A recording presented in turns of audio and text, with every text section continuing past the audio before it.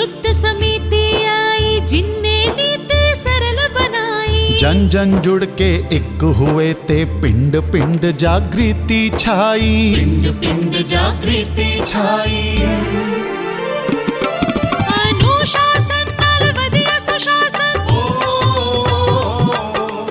अनुशासन नाल वधिया सुशासन। पारदर्शिता पल पल पाई। दुग्ध दा वधिया भाव मिले ते सब दे नाल सफलता पाई। सब दे नाल सफलता पाई। दुग्ध समिति दिए छाप फैलेगी हुण मुझको गाओ। सोचिया ਤੁਸੀਂ ਸਿਰਫ ਸੋਚਿਆ ਪਰ ਇਹਨਾਂ ਨੇ ਤੇ ਕਰ ਵਿਖਾਇਆ। ਜੀ ਹਾਂ, ਇਹ ਹੈ ਗੁਜਰਾਤ ਦੇ ਆਨੰਦ ਜ਼ਿਲ੍ਹੇ ਦਾ ਮੁਝਕੂਆ ਪਿੰਡ, ਇੱਕ ਆਦਰਸ਼ ਪਿੰਡ ਜਿੱਥੇ ਹੈ ਇੱਕ ਆਧੁਨਿਕ ਡੇਅਰੀ ਕੋਆਪਰੇਟਿਵ ਸੁਸਾਇਟੀ ਯਾਨੀ ਕਿ ਦੁੱਧ ਸਮਿਤੀ, ਜਿਹੜੀ ਬਦਲਾਵ ਦੀ ਅਜਿਹੀ ਕਹਾਣੀ ਕਹਿੰਦੀ ਹੈ ਜਿਹਨੂੰ ਸਾਰੇ ਸੁਣਨਾ ਚਾਹੁੰਦੇ ਨੇ। ਬਦਲਾਵ ਅਤੇ ਤਰੱਕੀ ਦੀ ਸ਼ੁਰੂਆਤ NDDB ਨੇ ਸਨ 2017 ਵਿੱਚ ਖੈਰਾ ਜ਼ਿਲ੍ਹਾ ਦੁੱਧ ਉਤਪਾਦਕ ਸੰਘ ਨਾਲ ਜੁੜੀ ਹੋਈ ਮੁਝਕੂਆ ਦੁੱਧ ਉਤਪਾਦਕ ਸਮਿਤੀ ਦੇ ਨਾਲ ਕੀਤੀ। NDDB ਇੱਕ ਦੁੱਧ ਸਮਿਤੀ ਨੂੰ ਅਜਿਹਾ ਬਣਾਉਣਾ ਚਾਹੁੰਦੀ ਸੀ ਜਿੱਥੇ ਨਵੀਂ ਤਕਨੀਕਾਂ ਦਾ ਅਮਲ ਕੀਤਾ ਜਾ ਸਕੇ। ਨਾ ਸਿਰਫ ਸਮਿਤੀ ਨੂੰ ਨਵੀਂ ਸਮਿਤੀ ਬਣਾਇਆ ਜਾਵੇ ਬਲਕਿ ਵਿਕਾਸ ਦੇ ਕੰਮਾਂ 'ਚ ਪਿੰਡ ਦੇ ਲੋਕਾਂ ਦੀ ਸਹਿਕਾਰਿਤਾ ਵਧਾ ਕੇ ਪਿੰਡ ਨੂੰ ਪੂਰੇ ਦੇਸ਼ ਲਈ ਮਿਸਾਲ ਦੇ ਰੂਪ ਵਿੱਚ ਖੜਾ ਕੀਤਾ ਜਾ ਸਕੇ। ਸਾਡੇ ਮੁਝਕੂਆ ਪਿੰਡ ਦੇ ਪਸ਼ੂ ਪਾਲਕਾਂ ਅਤੇ ਪਿੰਡ ਵਾਲਿਆਂ ਦੇ ਸਹਿਕਾਰ ਦੀ ਵਜ੍ਹਾ ਨਾਲ NDDB ਪਿੰਡ ਦੇ ਵਿਕਾਸ ਵਿੱਚ ਸਹਾਇਕ ਹੋ ਰਹੀ ਹੈ। ਦੁੱਧ ਸਮਿਤੀ ਅਤੇ ਪਿੰਡ ਦੇ ਲੋਕਾਂ ਦੇ ਯੋਗਦਾਨ ਨਾਲ ਜਿਹੜਾ ਪਿੰਡ ਦਾ ਜੋ ਵਿਕਾਸ ਹੋ ਰਿਹਾ ਹੈ ਉਹ ਤਾਰੀਫ ਦੇ ਕਾਬਿਲ ਹੈ। ਆਉਣ ਵਾਲੇ ਦਿਨਾਂ ਵਿੱਚ ਅਸੀਂ ਵਿਕਾਸ 'ਚ ਆਪਣਾ ਯੋਗਦਾਨ ਦੇਣ ਦੀ ਲਗਾਤਾਰ ਕੋਸ਼ਿਸ਼ ਕਰਦੇ ਰਵਾਂਗੇ। ਇੱਥੇ ਦੇ ਲੋਕ ਬਦਲਾਵ ਅਤੇ ਵਿਕਾਸ ਦੇ ਮਹੱਤਵ ਨੂੰ ਸਮਝਦੇ ਨੇ, ਆਪਣੇ ਪਿੰਡ ਦੇ ਪ੍ਰਤੀ ਆਪਣੀ ਜ਼ਿੰਮੇਵਾਰੀ ਨਿਭਾਉਂਦੇ ਨੇ, ਆਪਣੀ ਦੁੱਧ ਸਮਿਤੀ ਅਤੇ ਆਪਣੇ ਪਿੰਡ ਦੇ ਵਿਕਾਸ ਦੇ ਲਈ ਮਿਹਨਤ ਕਰਨ ਲਈ ਤਿਆਰ ਨੇ। ਉਹ ਕਹਿੰਦੇ ਨੇ ਨਾ, ਜਿੱਥੇ ਚਾਹ ਉੱਥੇ ਰਾਹ।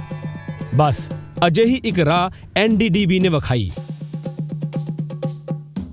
ਅਤੇ ਪੂਰਾ ਮੁਝਕੂਆ ਪਿੰਡ ਉਸ ਰਾਹ ਤੇ ਚੱਲ ਪਿਆ, ਪ੍ਰਗਤੀ ਦੇ ਵੱਲ, ਤਰੱਕੀ ਦੇ ਵੱਲ।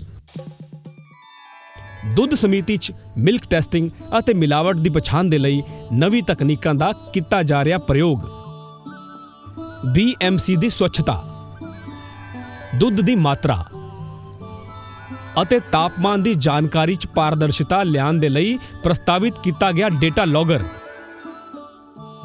ਦੁੱਧ ਉਤਪਾਦਕਾਂ ਦੀ ਜਾਗਰੂਕਤਾ ਦੇ ਲਈ ਦੁੱਧ ਸਮਿਤੀ 'ਚ ਲਗਾਇਆ ਗਿਆ TV, ਸਵੱਛ ਦੁੱਧ ਉਤਪਾਦਨ ਅਤੇ ਪਸ਼ੂਆਂ ਦੇ ਵਧੀਆ ਰੱਖ-ਰਖਾਵ ਦੇ ਲਈ ਕਿਸਾਨਾਂ ਨੂੰ ਦਿੱਤੀ ਗਈ ਖਾਸ ਸਿੱਖਿਆ ਇਤਿਆਦਿ ਵਰਗੇ ਨਵੇਂ ਪ੍ਰਯੋਗਾਂ ਨਾਲ NDDB ਨੇ ਮੁਝਕੂਆ ਪਿੰਡ ਦੁੱਧ ਸਮਿਤੀ ਵਿੱਚ ਇੱਕ ਕ੍ਰਾਂਤੀਕਾਰੀ ਬਦਲਾਵ ਦੀ ਸ਼ੁਰੂਆਤ ਕੀਤੀ, ਜਿਸ ਦੇ ਬਾਅਦ ਇੱਥੇ ਦੁੱਧ ਉਤਪਾਦਕਾਂ ਨੂੰ ਦੁੱਧ ਬਿੱਲ ਦਾ ਪੈਸਾ ਕੱਢਣ ਦੇ ਲਈ ਹਰ 10 ਦਿਨ 'ਚ ਦੂਰ ਬੈਂਕ 'ਚ ਨਾ ਜਾਣਾ ਪਵੇ। ਇਸ ਕਰਕੇ ਸਮਿਤੀ ਵਿੱਚ ਹੀ ਮਾਈਕਰੋ ATM ਦੇ ਦੁਆਰਾ ਪੈਸਿਆਂ ਦਾ ਭੁਗਤਾਨ ਕਰਨ ਦਾ ਪ੍ਰਬੰਧ ਹੈ। ਇੰਨਾ ਹੀ ਨਹੀਂ, ਇਹ ਦੁੱਧ ਸਮਿਤੀ ਆਪਣੀ ਬਿਜਲੀ ਦੀ ਆਪੂਰਤੀ ਸੌਰ ਊਰਜਾ ਨਾਲ ਕਰਕੇ ਆਪਣੀ ਬਿਜਲੀ ਖਰਚ ਘਟਾਉਂਦੀ ਹੈ ਅਤੇ ਵੱਧ ਉਤਪਾਦਿਤ ਬਿਜਲੀ ਕੰਪਨੀਆਂ ਨੂੰ ਵੇਚ ਕੇ ਮੁਨਾਫਾ ਵੀ ਕਮਾਉਂਦੀ ਹੈ। ਲਗਾਈ ਹੋਈ ਸੋਲਰ ਪੈਨਲ ਅਤੇ ਅੱਗੇ ਜਾ ਕੇ ਵਿੰਡਮਿਲ ਵਰਗੇ ਨਵੇਂ ਪ੍ਰਯੋਗਾਂ ਨਾਲ ਵੀ ਇਹ ਦੁੱਧ ਸਮਿਤੀ ਨਵੀਕਰਨੀय ਊਰਜਾ ਦੇ ਖੇਤਰ ਵਿੱਚ ਵੀ ਉਪਯੋਗ ਦੀ ਰਾਹ ਦਿਖਾ ਰਹੀ ਹੈ। ਸਾਡੇ ਪਿੰਡ ਦੀ ਦੁੱਧ ਸਮਿਤੀ 'ਚ ਸਾਰਾ ਕੰਮ ਖੁੱਲੇ ਤਰੀਕੇ ਨਾਲ ਹੁੰਦਾ ਹੈ। ਇਸ ਕਰਕੇ ਕਿਸਾਨਾਂ ਨੂੰ ਚੰਗੀ ਕੀਮਤ ਦਿਵਾਉਣ ਦੇ ਲਈ ਪਿਛਲੇ 60 ਸਾਲਾਂ ਤੋਂ ਸਮਿਤੀ ਸਮਰਪਿਤ ਹੈ ਤੇ ਹੁਣ ਅੱਗੇ ਚੱਲ ਕੇ NDDB ਦੁਆਰਾ ਦਿੱਤੀ ਗਈ ਸੂਚਨਾ ਦੇ ਮੁਤਾਬਿਕ ਦੁੱਧ ਸਮਿਤੀ ਦੇ ਮਾਧਿਅਮ ਨਾਲ ਦੁੱਧ ਸਮਿਤੀ ਦਾ ਸੰਪੂਰਨ ਵਿਕਾਸ ਹੋਵੇ। ਇਸ ਕਰਕੇ ਸਮਿਤੀ ਅਤੇ ਪਿੰਡ ਦੇ ਦੁੱਧ ਉਤਪਾਦਕ ਕੰਮ ਕਰ ਰਹੇ ਹਨ।